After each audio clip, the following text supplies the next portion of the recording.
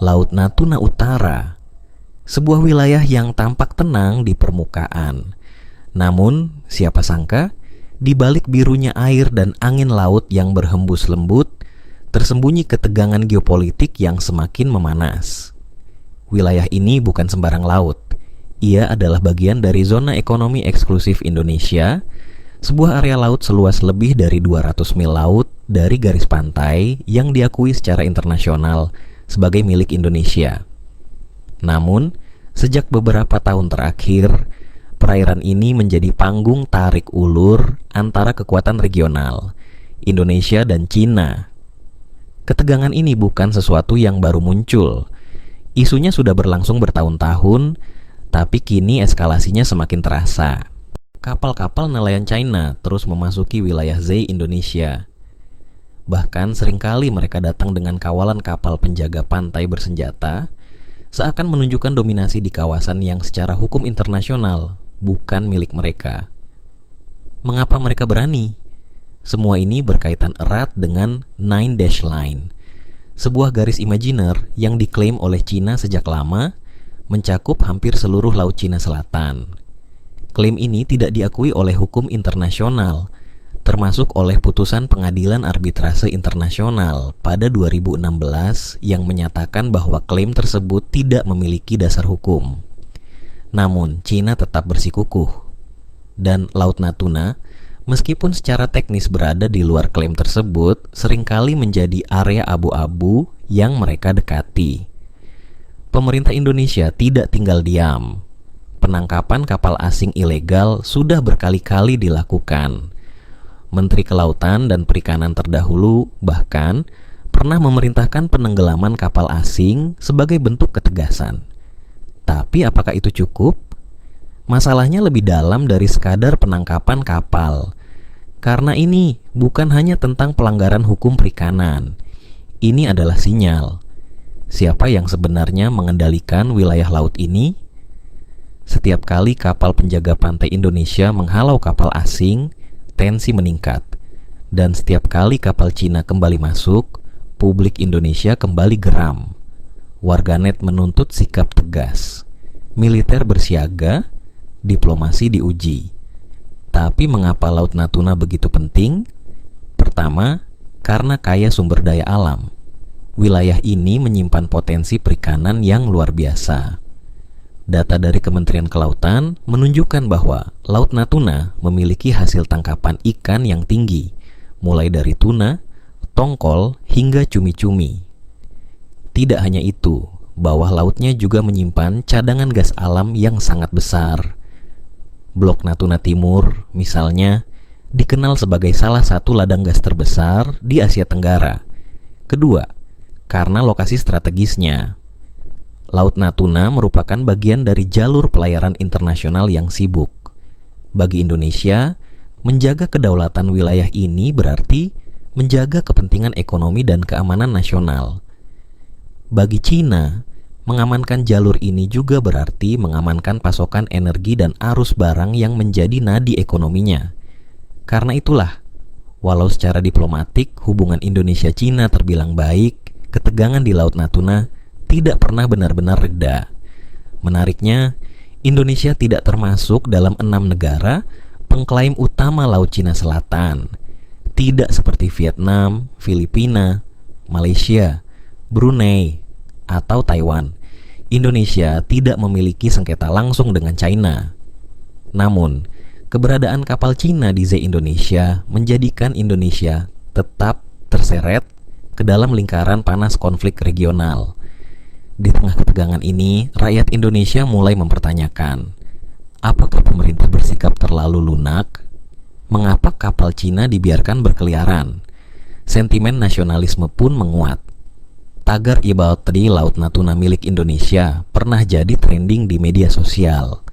Masyarakat mendorong TNI AL untuk unjuk kekuatan. Ada pula desakan agar Indonesia memperkuat aliansi regional, seperti melalui ASEAN atau mempererat kerjasama pertahanan dengan Amerika Serikat, Jepang, dan Australia. Namun tentu saja, diplomasi tidak semudah membalikkan tangan. Indonesia memilih pendekatan non-konfrontatif, menghindari konflik terbuka, tapi tetap menjaga kedaulatan.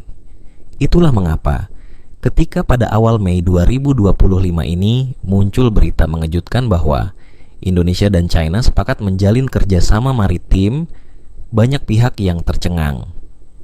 Apa maksud dari kerjasama ini? Apakah ini sebuah langkah perdamaian atau justru bentuk kompromi atas tekanan dari raksasa ekonomi Asia? Kesepakatan itu yang akan kita bahas lebih dalam di segmen berikutnya tidak datang begitu saja. Ia adalah hasil dari diplomasi panjang, tarik ulur negosiasi, dan kepentingan strategis kedua negara. Tapi satu hal yang pasti, ketegangan di Laut Natuna belum selesai. Dan sejarah telah menunjukkan bahwa di wilayah seperti ini, damai bisa rapuh dan konflik bisa pecah sewaktu-waktu hanya karena satu insiden kecil.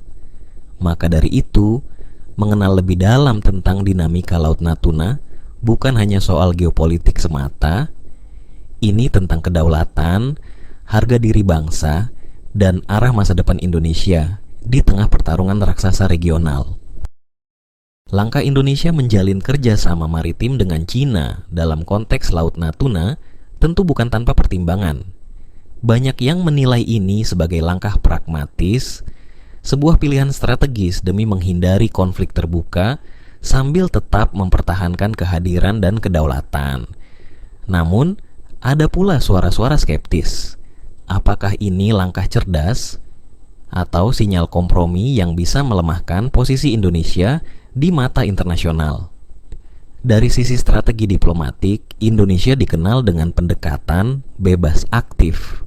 Artinya, tidak berpihak secara formal ke blok manapun, namun aktif menjalin kerjasama dengan berbagai negara. Dengan menjalin hubungan yang baik dengan Cina, Indonesia mungkin sedang memainkan strategi dua sisi, menghindari provokasi langsung, namun tetap menjaga pengaruhnya di kawasan. Namun, disinilah letak kompleksitasnya. Cina adalah kekuatan ekonomi terbesar kedua di dunia dan mitra dagang utama Indonesia.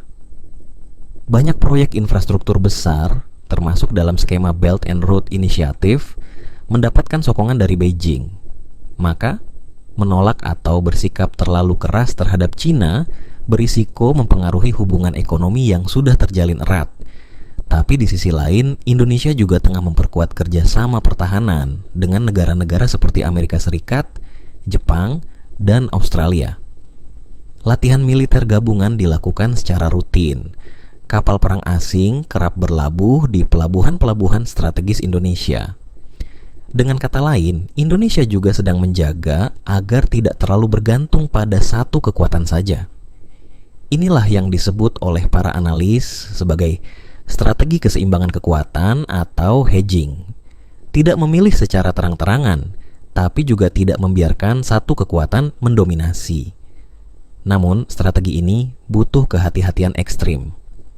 Salah langkah sedikit, Indonesia bisa terjebak dalam konflik proksi antara kekuatan besar. Apalagi, Laut Cina Selatan kini sudah menjadi medan unjuk kekuatan militer dengan kapal perang Amerika, dan Cina sering berseliweran hanya ratusan mil dari Natuna. Lebih jauh lagi, kerjasama maritim ini bisa menjadi ujian bagi kredibilitas Indonesia sebagai negara besar di ASEAN. Apakah Indonesia bisa memimpin stabilitas kawasan sambil menjaga netralitasnya? Atau justru dinilai melemahkan posisi ASEAN di hadapan dominasi Cina? Di sisi domestik, pemerintah juga menghadapi tekanan dari publik. Kebijakan yang dianggap terlalu lembek bisa memicu reaksi keras dari masyarakat dan kelompok nasionalis. Apalagi bila masyarakat melihat adanya inkonsistensi antara ucapan diplomatik dan realitas di lapangan. Misalnya kapal China yang tetap masuk meski ada kesepakatan kerjasama. Artinya, strategi ini tidak hanya soal diplomasi luar negeri, tapi juga soal komunikasi politik ke dalam negeri. Bagaimana pemerintah menyampaikan kepada rakyat bahwa kerjasama ini bukan bentuk menyerah, melainkan langkah taktis untuk jangka panjang. Satu hal yang jelas, kawasan Laut Natuna akan terus menjadi titik panas geopolitik Asia Tenggara. Dan strategi Indonesia di wilayah ini apakah berhasil menjaga keseimbangan atau justru terseret dalam dominasi akan sangat menentukan arah politik luar negeri Indonesia ke depan. Tapi publik Indonesia tetap waspada. Sejarah menunjukkan kerjasama dengan negara besar sering menyimpan risiko tersembunyi. Apakah penjaga pantai Indonesia akan benar-benar bebas bertindak? Atau justru mulai terbatasi oleh tekanan diplomatik? Apakah ini benar-benar solusi jangka panjang? Atau hanya gencatan senjata sementara sebelum badai berikutnya datang? Dunia sedang menyorot Laut Natuna. Perjanjian damai telah diteken, tapi akankah ketegangan benar-benar mereda? Atau justru ini babak baru perebutan pengaruh antara dua kekuatan besar? Bagaimana menurut kalian? Tulis pendapat kalian di kolom komentar. Dan jangan lupa like, subscribe, dan nyalakan lonceng agar tidak ketinggalan video terbaru kami.